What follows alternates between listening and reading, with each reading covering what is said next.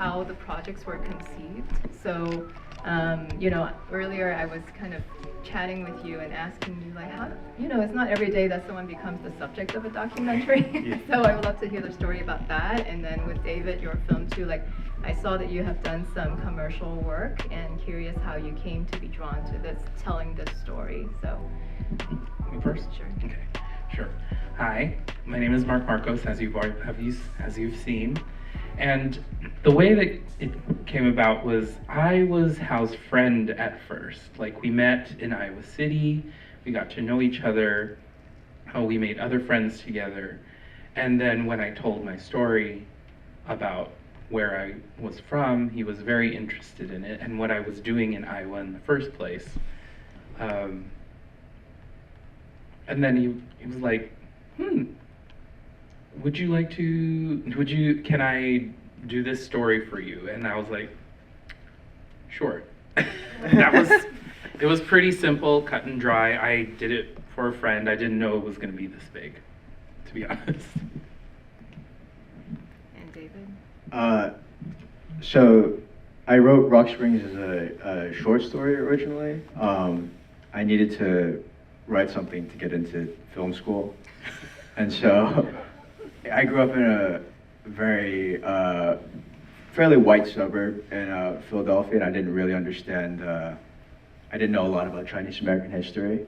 So I went on Wikipedia and looked up, you know, important events in Chinese American history. And I read about the Rock Springs Massacre, and I remember the first time I read it, it was so like horrific that I teared up. It was, you know, there was firsthand accounts of, like, you know, people getting cut in half and you know, being burned alive because they couldn't leave their homes because they were, you know, old or invalid or whatever. And it was very moving for me, you know. But I was 19, so I don't think I did a very good job. But I tried very hard, and eventually I reworked the short story, and this is my thesis film for at my undergrad school. So. Oh, that's nice. Yeah, and along with that, tell us a little bit more about the research that you did to prepare for this film. Yeah, so we got a grant to make the film, otherwise I wouldn't be able to afford to fly out, crew and cast to Wyoming. And so we flew out and we worked with the Rock Springs Historical Society. They have a museum about the Chinese Massacre. And they had just done a dig recently, so we were able to see a lot of artifacts that the original Chinese miners in the 1800s had left behind. And they also had a photo of the dig at the old Chinatown, which is now a nice park. There's a you can see, like, maybe like a few feet down, there's like a burn line from where the quarter burned down in the 1880s, and it's just like a layer of ash in the sedimentary record of the town, which I thought was really just, you know, very moving. Yeah.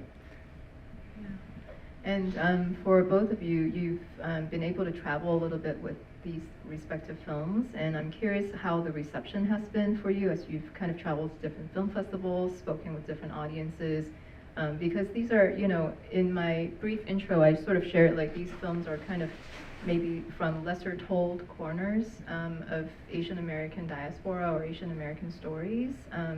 So I'm curious how the reception has been for you as you've traveled with the films. Well, I've only been to two so far. It was South by Southwest and CamFest, and the reception was pretty good. They were very excited to see me for some reason. I don't know why. I mean, I've lived this life to the point where it's kind of like commonplace for me. It's kind of how I live every day. I don't wear the dresses every day. It's mostly for how I feel or if it's like a special occasion, but I do like the things that I made. But besides that, other people like the things that I made, and because I am in an industry, hopefully, similar to it, because I have a costume design degree, I'm a little bit more used to the whole, like, interacting with your peers in terms of In terms of, sorry, in terms of like intermingling between the design stuff, the directors, interacting with the actors and stuff like that. So I was kind of used to it, just not in the side of film. Yeah.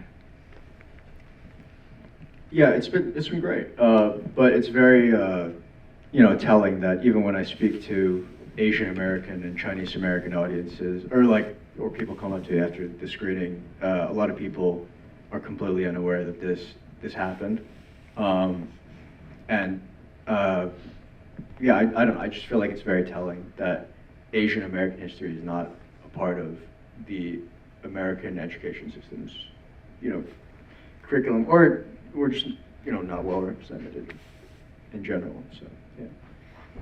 Yeah, so I'm curious to hear more, Mark. Yeah. You brought up the kind of how you dress or how you've dressed to these other festivals, and this documentary doesn't focus so much on that aspect of your life, just a tiny bit, but it focuses more on kind of your business of putting together collars and also costume designing. So I'm curious if you can speak a little bit more about the level of collaboration you had with the filmmaker and how you decided what you wanted to include or not include in the film? Yeah. There were some boundaries. I knew there was going to be questions about what I wore, and I kind of wanted them to steer away from that and focus more on what I do. 'Cause like in my mind, clothes are clothes. Clothes don't have a gender. I still identify most times as male, but I do like these kind of aesthetic stuff. Another one in terms of boundaries, I guess. I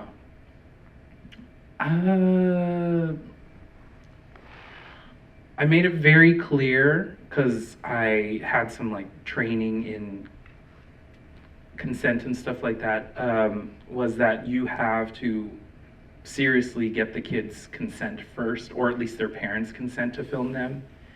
I was very adamant about that.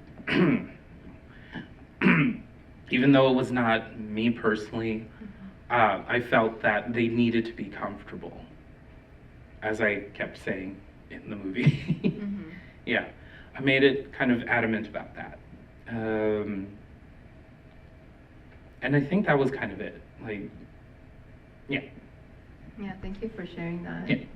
And Dave, a similar kind of question for you. How did you decide what to include or what to not include in the story? Because there were some very intentional choices from what I can see from the framing and the composition and sort of the characters that you chose to portray their activities and whatnot, kind of what they were going through. So I'm curious your process of how do you edit or how do you decide what to include in the film? Right. I thought it was important, not only for budgetary reasons, not to include anything that would be too, over the top or show any of the violence, and try to like approach that from a more abstract way. And I really wanted to focus on like a very intimate personal relationship between a few of the minors instead of just trying to like shoot a documentary, essentially. So yeah, I think that's always important when telling stories about historical events, is not to just tell the facts. And yeah. Yeah, and I really felt that for actually all the films in the program, that emotion just kind of come through when it's left sort of more simple, or maybe not overly kind of staged or designed, but rather just kind of letting things unfold, even in a historical fiction work. So that was really interesting to see. And at this time, I would love to throw out questions for the audience. If the audience has any questions, feel free to raise your hand. We'll bring a mic over, or just talk really loudly. Does anyone have any questions?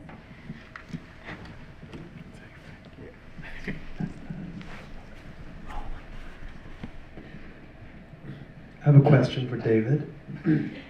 Who's your favorite cast member? Is it you? It's you, Jeff. It's you. Just have to make sure, that's all. Thanks for being here. Any other questions from the audience? Ooh, I have a comment though. Yes, please. I was not expecting the second film, or the last film in Iowa City, because Yeah, it was an interesting there were connection. two very specific places that I recognized. So I was like, wait, I've been there before. Can you tell us about those two places you recognize? One was when she was going down the escalator. That was the old Capitol Mall. Essentially, it's a place where a couple of offices are and some places for people to eat. They just recently got a Cane's. But that's usually a place where like I hang out sometimes to wait for the bus or something. The other one was a bridge that connects between two parts of the town. When I used to live on the other side of the bridge, next to Fraternity Row, that's the bridge that I usually take when I miss the bus. So yeah. And you're also welcome to ask each other questions as well if you have anything in mind for each other's works. But any other questions? Yes.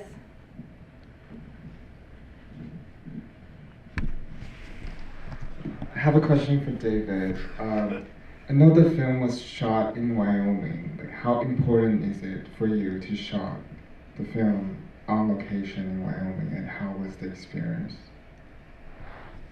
I think 3 out of 4 of us got bed bugs. It might have been more from that motel that we stayed at.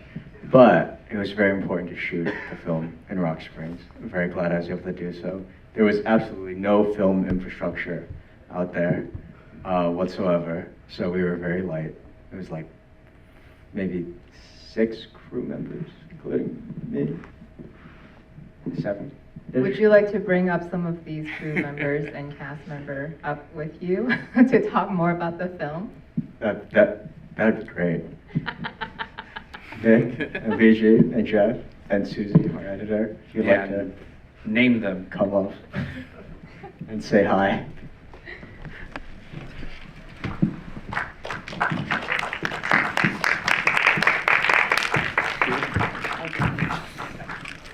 No. I can stand. Yeah, introduce yourself. Hi, I'm Jeff. I'm the guy who got killed. Hi, I'm Vic. I'm one of the producers for Rock Springs. We shot this film almost 3 years ago. I think it's 2.5 years now. 2.5, yeah. It's kind of crazy to see it on screen again. I actually have a question for you, if that's okay. What was your reaction to the adaptation that was announced? Who was Kelly Murray Trent, yeah. Okay, so you know. So what's your reaction to that? I was very excited. It's going to be a horror movie set in 2024. How do you feel about that? Yeah, she like goes back to her hometown of Rock Springs, and the ghosts haunt her. But it's a very accessible genre, and everyone will be able to. I feel like that's a good way to teach people, you know, through a fun genre film. Oh, okay, like horror. Like horror, yeah, that's right. Hi, I'm the assistant director on the set of the Rock Springs, Wyoming. It's very nice to see it come up to the screen after all that we put through in Wyoming. Congratulations, Deb. Bedbugs, really? Oh, I already. Do you want to go for Sure, it? yeah. Susie, right? Yeah, hi, I'm Susie. I was the editor of the film. Great. Yeah. So any questions for our extended cast and crew up here?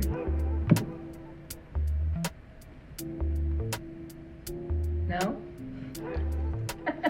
Thanks, guys. Thanks for inviting us out. Thank you so much for being here.